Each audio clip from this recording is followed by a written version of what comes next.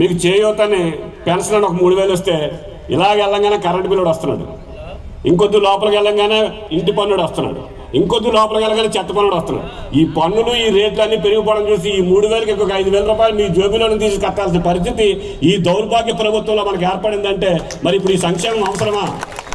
నువ్వు సంక్షేమంతో పాటు అభివృద్ధిని చూపించాలి. నువ్వు అభివృద్ధి చేసి ధరలు నియంత్రించడంలో నువ్వు సఫలీకృతం అవ్వాలి. నువ్వు ఇవాళ 3,000 పెన్షన్ ఇస్తున్నావు, చేయూత 12,000 ఇస్తున్నావు, అమ్మఒడి ఏదో 18,000 ఇస్తున్నావు. మరి ఇస్తూ ఇవాళ కిలో కందిపప్పు కొనాలంటే గతంలో 2019కి ముందు 19 తర్వాత బేరీ చేయండి అమ్మా, మనకు 90 రూపాయలకి 50 రూపాయలకి పప్పు దొరికేది. ఇవాళ గ్యాస్ పెట్టుకొని మీరు గ్యాస్ అందరూ ఎవరు ఇవాళ గ్యాస్ వాడలేని పరిస్థితి మన కుటుంబాల్లో లేదు. గ్యాస్ ఆవేళ మన గ్రామాల్లో మ్యాక్సిమం 560-600 రూపాయలకి మన గ్యాస్ బండ్ వస్తే 2019కి ముందు అందులో సెంట్రల్ గవర్నమెంట్ సబ్సిడీ 200 ఉండేది, అంటే 400 రూపాయలకి మనకు గ్యాస్ వచ్చేది. ఇవాళ గ్యాస్ బండ్ ఎంతమ్మా? మీకు 1,100 రూపాయలు పెడితేనే కానీ గ్యాస్ కొనుక్కునే పరిస్థితి. అంటే 600 నుంచి 1,100 అంటే 500 రూపాయలు గ్యాస్లో పెరిగింది. మరి సంవత్సరానికి లెక్కేసుకుంటే గ్యాస్లో మనకి ఎంత ఖర్చు అవుతుందో. ఇలాగా గ్యాస్ ఒకటే కాదు, ఉప్పులు, పప్పులు, నూనెలు ఏది తీసుకోండి. మరి ఇంకా సామాన్య ప్రజలు ఏ విధంగా బ్రతుకుతారు?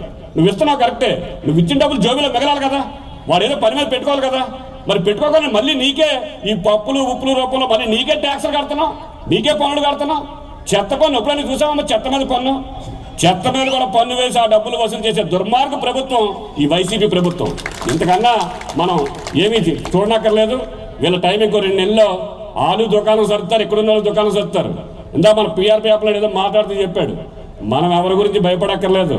మనం ఎవరి మాటలైనా మాట్లాడితే వాళ్ళ గౌరవాన్ని పెంచడం అవుతాం తప్పితే మనం అసలు వాళ్ళ గురించి పట్టించుకోనక్కర్లేదు. మన పని మనం చేద్దాం. ఇవాళ ఇదేం కర్మ కానీ మనం ఇదేం కర్మ రాష్ట్రానికి అని చెప్పి కార్యక్రమం చేస్తాం. ఇవాళ భవిష్యత్తు భరోసా అని చెప్పి 6 పథకాలు పెట్టారమ్మ. ఇప్పుడు సత్యనారాయణ గారు చెప్తారు మీకు ఆ పథకాల గురించి. ఆ 6 పథకాలు ఇంటింటికి వచ్చి ఓటీపీ అడుగుతుంటే చాలా మంది ఇబ్బంది పడుతున్నారు. ఏంటి నా ఓటీపీ ఎందుకు అడుగుతున్నారని. మీరు అందులో మీ సెల్లో రికగ్నైజ్ అయితే రేపు గవర్నమెంట్ వచ్చాక ఇప్పుడు వాళ్ళు వాలంటీర్లు ఇంటింటికి వచ్చేస్తున్నారు. మీకు ఏదైనా బియ్యం అవినే చంద్రబాబు నాయుడు గారు రేపు ముఖ్యమంత్రి అయితే మీరు వాలంటీర్లు అలా అక్కర్లేదు, డైరెక్ట్గా మీ అకౌంట్లోకి వస్తాయి. అది పార్టీ ఆ విధంగా రూపకల్పన చేసి మీ ఓటీపీ అని మిమ్మల్ని రికగ్నైజ్ చేస్తుంది. మీకు ఇప్పుడు బస్ ఫ్రీ అన్నా లేకపోతే ఏ పథకాలు ఇచ్చినా కూడా మీరు దానికి ఎలిజిబుల్ అని చెప్పేసి అది ఈవేళ మేము ముందే పట్టుకొస్తున్నాం, మీకు ఒక పట్టాకం ఇస్తున్నాం. అది మీరు పెట్టుకుంటే మీకు ఎలిజిబుల్ ఉంటే ఆటోమేటిక్గా మీకు మేము ఎవరో చెప్పక్కర్లేదు, దేవుడు బాబు కానీ మేము కానీ సత్యనారాయణ గారు చెప్పక్కర్లేదు. మీకు ఆటోమేటిక్గా పథకాలకు ఎలిజిబిలిటీ మీకు వచ్చేస్తూ ఉంటాయి. అలాంటి పథకాలు పెడుతున్నారు కాబట్టి దాంతోపాటు ఈవేళ చంద్రబాబు నాయుడు గారు ముఖ్యమంత్రి అవ్వకపోతే ఇంకా ఈ రాష్ట్రం కానీ మనం కానీ ఈ ఊర్లో వెళ్ళిపోవాలి. ఊర్లో ఉండాల్సిన పరిస్థితి లేదు. మళ్ళీ మనం ఊర్లో దర్జాగా మనం దర్జాగా ఊర్లో తిరగాలంటే రేపు రానున్న రోజుల్లో చంద్రబాబు నాయుడు గారు ముఖ్యమంత్రి అవ్వాలి.